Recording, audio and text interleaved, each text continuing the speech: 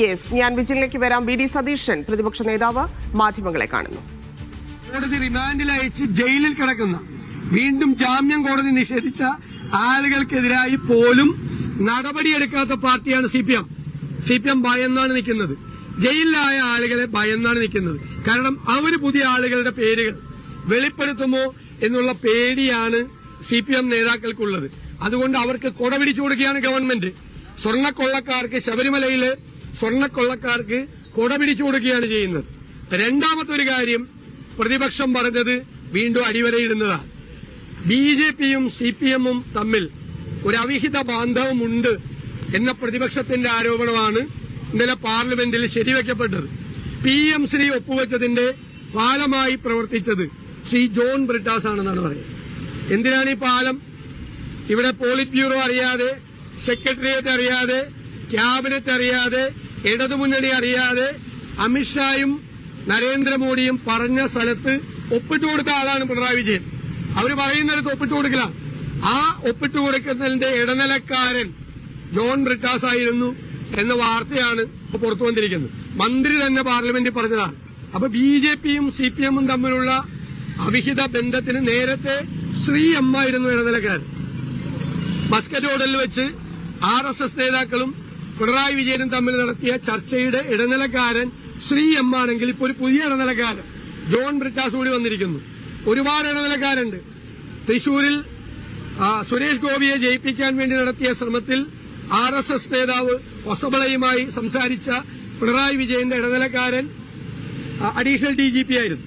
അപ്പൊ ഒരുപാട് ഇടനിലക്കാരെ വെച്ചുകൊണ്ട് ഒരുപാട് പാലങ്ങൾ പണിതുകൊണ്ട്, ഈ പാലം പണിതത് പിണറായി വിജയനാണ്.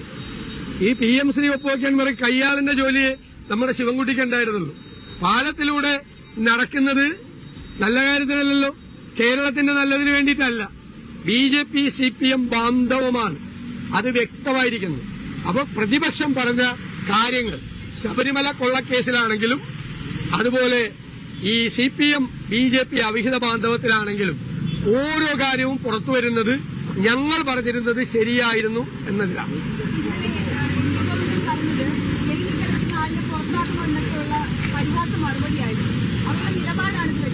ആ കൃത്യമാണല്ലോ.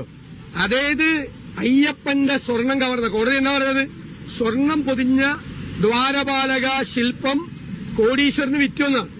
എന്നിട്ട് വ്യാജ ചെമ്പിൽ ഇത് ഉണ്ടാക്കി ചെന്നൈ കൊണ്ടുപോയി സ്വർണം പൂശുന്നപ്പോ കോടികളുടെ ഇടപാടാണ്, സ്വർണത്തിന്റെ വിലയല്ല. ആ കോടികളുടെ ഇടപാട് നടന്നതിൽ ഇപ്പൊ വീണ്ടും രണ്ടാമത് പത്മകുമാർ പ്രതിയായി, സ്വർണ്ണപ്പാളിയുടെ കേസിലും പ്രതിയായി. അപ്പോ എന്നിട്ടും അവർക്കെതിരായി നടപടിയെടുക്കില്ല.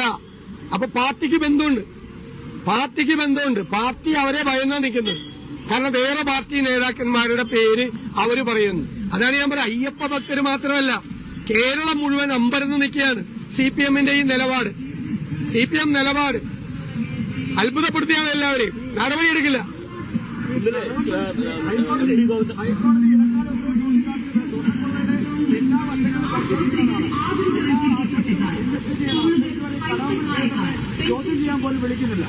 ഞാൻ പറഞ്ഞല്ലേ, SITയുടെ മീതെ അതിശക്തമായ സമ്മർദ്ദം മുഖ്യമന്ത്രിയുടെ ഓഫീസിൽ ചെലുത്തുന്നുണ്ട്. പരമാവധി വൈകിക്കാനേ പറ്റുള്ളൂ. കാരണം ഈ തെരഞ്ഞെടുപ്പ് കഴിയുന്നതുവരെ ഈ കടകംപള്ളിയെ ചോദ്യം ചെയ്യരുത് എന്ന സമ്മർദ്ദം SITയുടെ മീതെ മുഖ്യമന്ത്രിയുടെ ഓഫീസിൽ ചെലുത്തുന്നുണ്ട്.